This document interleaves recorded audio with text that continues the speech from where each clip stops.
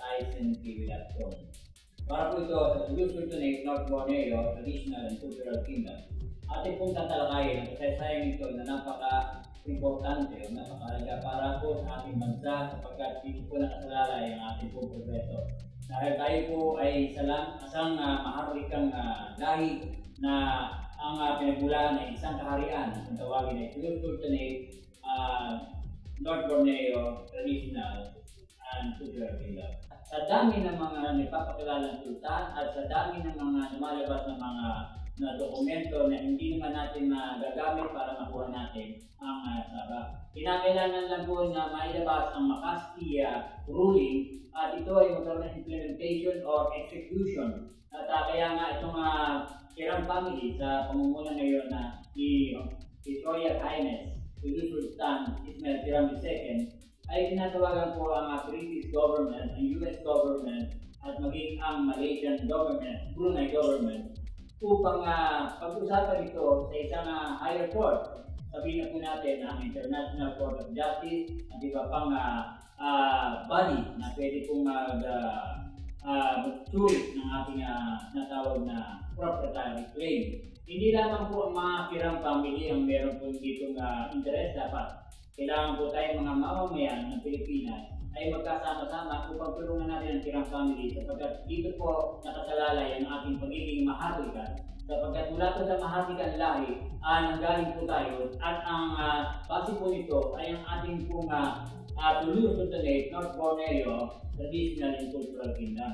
Kaya nga itong labas po ng ating issue na ito ay makatutulong po ng malaki sapagkat meron po tayong mga tinatawag na ating angking kayamanan ng ating lahi. At ito nga ay matatagpuan sa ating kaharian. At ito ay dapat nating pagyamanin dahil napaka-importante o napakahalaga nito para sa ating lahi. Kaya nga itong sila Sultan Ismail Kiram II ay sinasabi natin tama ang kanilang hakbang ngayon, legal at historical at makipag-ugnayan sa mga tao o sa mga gobyerno na dapat na magbigay ng atensyon para sa ikabubuti ng Sultanate North Borneo Traditional and Cultural Kingdom. At upang tayo ay maiangat natin ating pagiging lahing maharlika. Dahil sa pagkilala po dito sa kingdom ito, sa kaharian nito, tayo po ay magkakaroon ng pagbabago. Magkakaroon po tayo ng talagang dati natin anyo, yung bago natin anyo, na hindi na tayo mga mag-chat-use o in-use o mga domestic helpers, kundi tayo po ay isang maharlika at tayo po kasama sa kaharian ito na tinatawag natin ngayon ang Sultanate North Borneo Traditional and Cultural Kingdom. Kaya ang sinasabi po nila Sultan Ismail Kiram at ang kanyang eldest son na si Abdullah Kiram ay hinihingi nila ang tulong ng ating gobyerno at tulong ng grassroots entities. At dahil hindi lamang gobyerno natin ang dapat na kumilos dito, kundi pati na rin po tayo lahat. Sa media at sa mga historians natin, dapat po natin iangat ang lahi natin sa pamamagitan po ng pagtawag sa mga legal bodies na dapat na mag-recognize sa Sultanate North Borneo Traditional and Cultural Kingdom na pinamumunahan nga ni reigning Sultan Ismail Kiram II at ang kanyang anak na si Abdullah Kiram at iba pang pamilya na kasama po doon sa mga kinilala ng Makasti ruling. At ang Makasti ruling po ay ito po ang court ni Justice CFC Makasti ng High Court of Borneo at siya ay nagbigay nga ng ruling noon bilang justice sa High Court of Borneo. Kinikilala po niya ang siyam na heirs o tagapagmana ng Sabah na ang mga Kiram na ito ang angka ni Sultan Ismail Kiram II.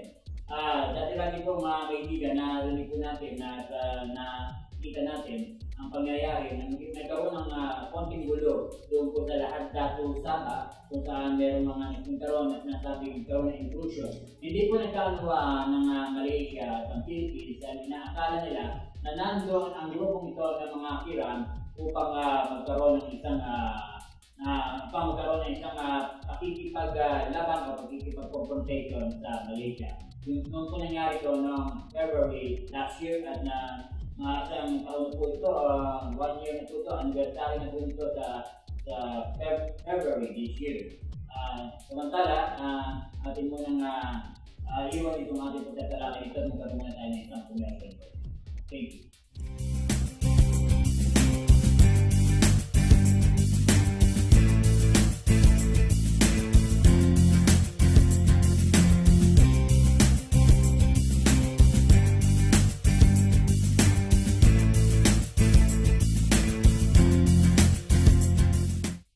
Patuloy na pagtalakay sa Solution-to-Nate North Borneo, traditional and cultural kingdom, meron pong mga katanungan na sa kabila ng lahat ng sila ay nabidiskutin na hindi naman sila totoong mga sultan. Bakit patuloy na maraming nagpapakilala na silang tunay na sultan, gayong nadidiskubre nga at nalalaman na sa mga dokumento na hindi sila tunay?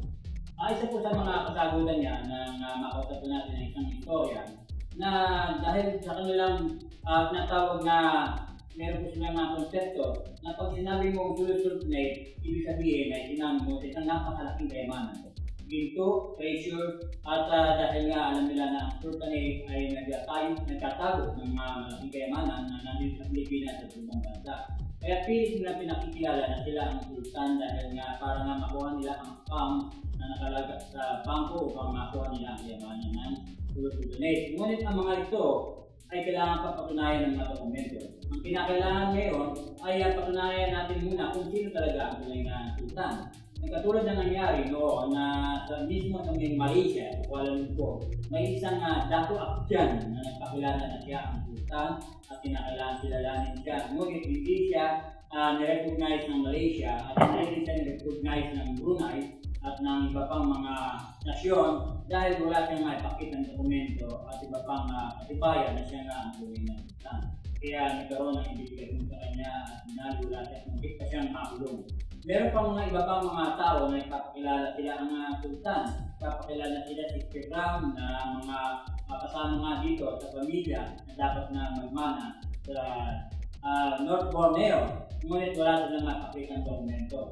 Kaya nananatili na itong mga nagpapakilala mga tunay na sultan ay malabas pa rin mga peke.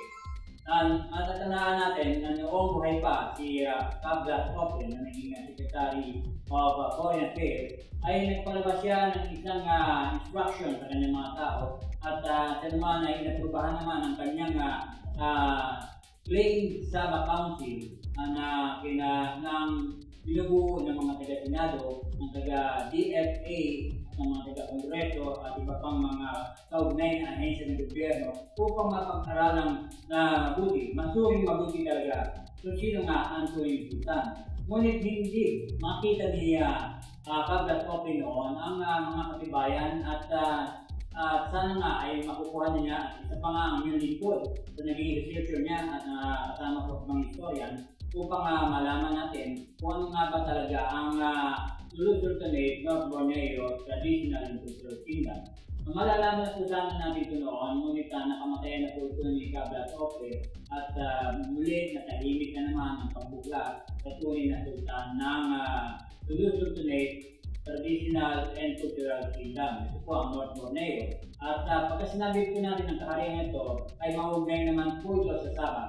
Ang Sabah po ay ibinigay ng Sultan ng Brunei sa Sultan ng Sulu bilang isang premyo o reward dahil tinulungan ng Sulu mga tausug noon ng Sulu ang Brunei sa pagkikipaglaban at maapalis ang mga kalaban ng Brunei Sultan na sa isang civil war.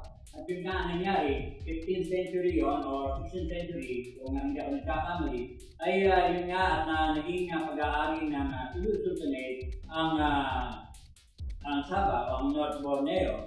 Ngunit sa kasalukuyan po ngayon, na very sad to know na hindi pa rin maibigay ng buo sa mga talagang may-ari ng North Borneo because of many factors.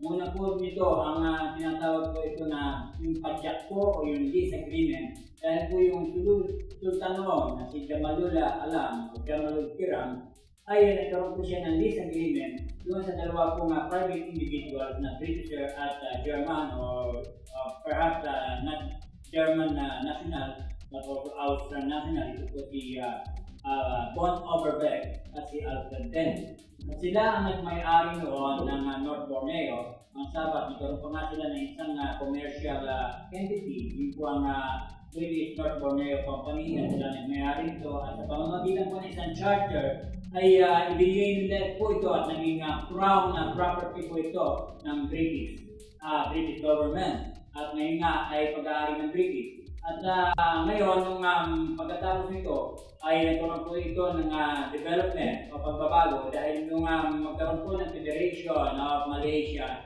noong 1963 ay ibinigay naman ito ng British government sa Malaysian government na siya ngayon gumawa ng State of North Borneo, Sabah, kasama na rin po ang Sarawak at ang kabuuan po ng North Borneo. Kaya ang Sabah po ay estate pa rin ngayon ng Malaysia. At ito nga po ang tinatanong ng mga citizens po doon po sa North Borneo na dapat po sila ay magkaroon po ng kanila pong independent ownership. Pero dapat naman ay hanapin ang owners, the real owners o heirs ng Sabah. Ito nga ay ang pamilya Hiram na ngayon ang namumuno ay ang reigning sultan, Royal Highness Ismail Hiram II at ang kanyang anak, ang eldest son niya na si Abdullah Hiram. Ito po ngayon ang issue ngayon na dapat nakaharapin ng gobyerno dahil po napapanahon na. Dahil po ang ating lahi ay dapat itaas. Paano pa lang natin ay tataas ang ating lahing Pilipino? Dapat po tayo maging maharlika. At para maging maharlika, ay kinakailangan na kilalanin natin ang kakayahan na kung tawagin ay Silusultunate and North Borneo Traditional and Cultural Kingdom. At ang kaharap po ito ang magiging sagot po sa ating mga katanungan paano po makaangat ng Pilipinas. Dahil po sa malaking tema na makukuha dito sa ating Silusultunate North Borneo Traditional and Cultural Kingdom ay makakatulong na malaki po sa grassroots government o sa grassroots entities na talaga kung dapat sila ang tunay na tagapagmana sapagkat ang mga Hiram po naman ayon po kay Sultan Ismail Hiram ay nakahanda po ibahagi ang kayamanan ng kaharian nito sa mga tao na kanyang tinatawag na mga maharlika. Dapat nga po tayong tawagin maharlika sapagkat ng araw pa tayo ay tinuturing na maharlika at hindi tayo mga muchachos o Indios na mga Kastila lamang ang nagturing natin. At hindi rin tayo DX o natawag na domestic helper dahil parang ato po ang turing ng mga domestic helper. Tayo po ay mga maharlika. Ano nga po ang ating katayuan sa buhay dito po sa Pilipinas ay maharlika tayo. Sa katunayan nga po ang sabi po ni Sultan na Ismail Hiram, hindi raw dapat na Pilipinas ay pangalan dito sa ating bansa. Dahil ito po ay tinango lamang sa pangalan Philip II na hari ng Espanya noon. Pero si Philip II ay isang hari na mahilig sa mga immoral act at siya ay namatay sa sakit na syphilis. Syphilitic po siya, tapos ito po ang gagawin po ipapangalan sa ating bansa. Kaya nga po ang sabi po ni Sultan na Ismail Hiram at ng kanyang anak na si Abdullah Hiram, dapat po tayong tawagin mga maharlika ng Silusultunate North Borneo Traditional and Cultural Kingdom. Yan po ang dapat na maging nawastong level ng ating pamumuhay, ng ating lahi dahil kailangan umangat na tayo sa panahon ito sapagkat sa oras na po ito dahil marami na po mga Pilipino na gising na sa katotohanan at marami na po tayong nasabihan. Sa katunayan po ang ating pong mahal na sultan na nandito po ngayon sa Metro Manila at nagkipag-ugnayan sa kanyang Ruma Bichara o sa kanyang Royal Council at tinatalakay nila kung paano po magiging natin sa isang legal at historical na pamamaraan ang Sabah o North Borneo. Dini-discuss nila ngayon ito, tinatalakay nila sa mga maraming meeting na kanilang ginagawa. At isa pa pong patunay, ang ating pong www.icmtv.com ay nakapag-ugnayan na rin sa ating mahal na sultan at na-interview na po natin siya at marami po tayo nakuha information sa kanyang anak na si Abdullah Hiram. Ngayon, ito nga po ay magkakaroon po tayo ng isang little book na pinatulungan po ng mga researchers and writers po ng www.icmtv.com at makikita po natin, mababasa po natin ito. Ito po ang ating libro ngayon ito po at ito ang natawag na Maharlika, Silusultunate North Borneo Traditional and Cultural Kingdom. At ang libro pong ito ay pamamahagi ng ating mahal na sultan sa pamamagitan po ng www.icntv.com at magkakaroon po kayo ng libreng libro. Basta magkaroon lang po kayo magbigay namin ng request na magkaroon ng isa ng kopya. Libre po ito. Ibibigay po namin ito sa inyo lahat. Pag-ugnayan lang po kayo dito sa aming studio sa www.icntv.com at malalaman po ninyo lahat kung ano talaga ang ating kaharian.